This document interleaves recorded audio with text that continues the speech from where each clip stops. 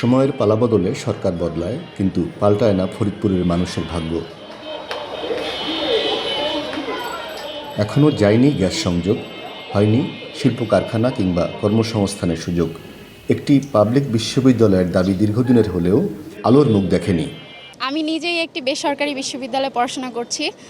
আমি অবশ্যই চাইব যে আমার জেলাতে এমন একজন প্রতিনিধি আসুক যিনি আমার জেলাতে একটি সরকারি বিশ্ববিদ্যালয় তৈরি করবে, পাবলিক বিশ্ববিদ্যালয় তৈরি করবে, যাতে আমি যেই মানে ব্যয়বহুল পড়াশোনা করতেছি, আমার যদি জেলাতে একটি সরকারি পাবলিক বিশ্ববিদ্যালয় থাকতো তাহলে আমার এত ব্যয় হইতো না। দেখুন, ফরিদপুর সারা বাংলাদেশের বৃহত্তর জেলা এবং প্রাচীন জেলার মধ্যে একটি জেলা, কিন্তু এই জেলায় আমাদের আজ পর্যন্ত একটা পাবলিক বিশ্ববিদ্যালয় আমরা এখনও পাইনি। তো আমাদের ফরিদপুরের সাধারণ ছাত্রছাত্রী একটা প্রাণের দাবি আমাদের এই ফরিদপুরে একটা পাবলিক বিশ্ববিদ্যালয় হবে।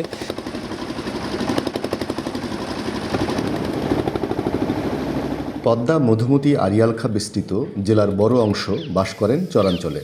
নাজুক যোগাযোগ ব্যবস্থা, স্বাস্থ্য, শিক্ষা যেন নিত্যসঙ্গী তাদের। তাই এবারের নির্বাচনে জীবনমানের উন্নয়নই চান ফরিদপুরবাসী। হতাশার মধ্যে সবসময় বিরাজ করতেছি। এই যে নদী নাল, যেমন আমাদের নর্থ চ্যানেল, এই ডিগ্রিচর, আলিয়াবাদ, এই কয়েকটা ইউনিয়ন আমাদের যোগাযোগ ব্যবস্থা নাই, আমরা সে চলাচল করতে পারি না। আমাদের এই চরে একটা রোগী হইলে আমাদের সেই রোগীটার সেবা দেওয়ার মতো কোনো অবস্থান আমাদের এই চরে নাই। তো বিগত দিনে তো অনেকজন আসছে, অনেকজন গেছে, তা আমরা সেইভাবে এই চরে কোনো উন্নয়নমূলক কোনো পাই নাই। তাই এবার আমরা একটা জিনিস চাইতেছি, এমন একটা ক্যান্ডিডেট, এমন একটা প্রার্থী আমরা পাইতাম যে যাকে ভোট দিয়ে আমরা নির্বাচিত করলে আমরা চরের মানুষ উপকৃত হইতাম।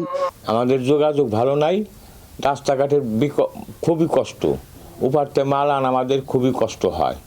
যোগাযোগটা ভালো হইলে আমাদের মালপত্র আনা সহজ হইতো, আমরা বেশি সুবিধা করে পারতাম। তা আমরা ফরিদপুরের সদরেই আছি তা আমরা এমন যোগ্যকে লোক প্রার্থী চাই যে আমাদের চরের প্রতি চেয়ে আগ্রহ থাকে। নতুন এবং ফিরে আসা গ্রাহকদের জন্য নগদে চলছে ক্যাশব্যাক সহ প্রতিদিন হাজারো উপহার জেতার সুযোগ। হবে আশা আর ফেরা, সারপ্রাইজ সেরা। নাগরিক সমাজ বলছে, ভোটারদের দাবির বাস্তবায়ন না হলে এবারের নির্বাচন প্রার্থীদের জন্য বড় চ্যালেঞ্জ হবে। আমরা এমন একজন জনপ্রতিনিধি চাই যিনি আমাদের বেকার সমস্যা নিয়ে সমাধান কাজ করবেন। আমরা দেখেছি পদ্মা সেতু হওয়ার পরে আমরা যেরকম আশা করেছিলাম যে একটি বেকার সমস্যার সমাধান হবে, অনেক শিল্প কলকারখানা গড়ে উঠবে, তরুণ যারা শিক্ষার্থী বের হচ্ছে তারা চাকরি পাবে, আমরা কিন্তু তেমনটা আসলে দেখতে পাচ্ছি না। আমার এই প্রথম ভোটটা যে এমন একজন ব্যক্তিকে দিতে চাই যে নাকি আমাদের এই ফরিদপুরকে নিয়ে কথা বলবে, যে নাকি আমি যে আমার আর 1 বছরের অনার্স শেষ, তো এই অনার্স শেষ করার পরে যে আমি কি করব সেটা নিয়ে গেলে আমি এখনও হতাশার মধ্যে আছি। মানে কোনো অহংকার থাকবে না, ভালো একজন মানুষ চাচ্ছি, নেতৃত্বাধীন এরকম মানুষ আসুক, যারা এরকম ভালো কাজ করবে তারাই যেন এই ফরিদপুরের প্রতিনিধি হিসেবে আসে। আমার মূল্যবান ভোটটা আমি কাউকে না কাউকে দিব, তবে আমার আশা আছে আমার এই প্রথম ভোটটা আমি যাকে দিব সে যেন আমাদের এই ফরিদপুর শহরটাকে মাদকমুক্ত রাখে এবং সন্ত্রাসমুক্ত, চাঁদাবাজ মুক্ত, এসব যেন মুক্ত থাকে। আমরা যেমন সাধারণ মানুষ আছি, আমাদের উপর যেন কোনো প্রকার জুলুম না আসে বা আমাদের দিকটা যেন সে খেয়াল রাখতে পারে।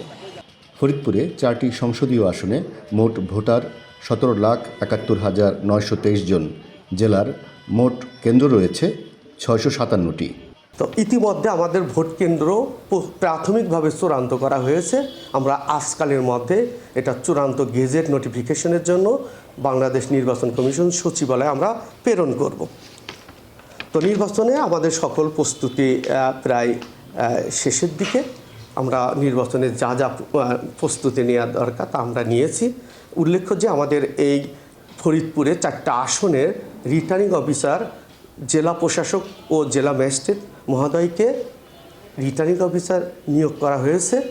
এছাড়াও 9টি উপজেলা নির্বাহী কর্মকর্তাকে সহকারী রিটার্নিং অফিসার হিসাবে নিয়োগ করা হয়েছে।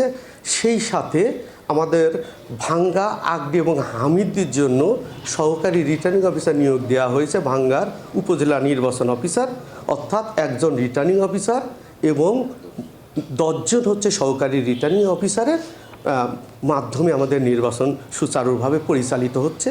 হাসানুজ্জামান, চ্যানেল 24, ফরিদপুর।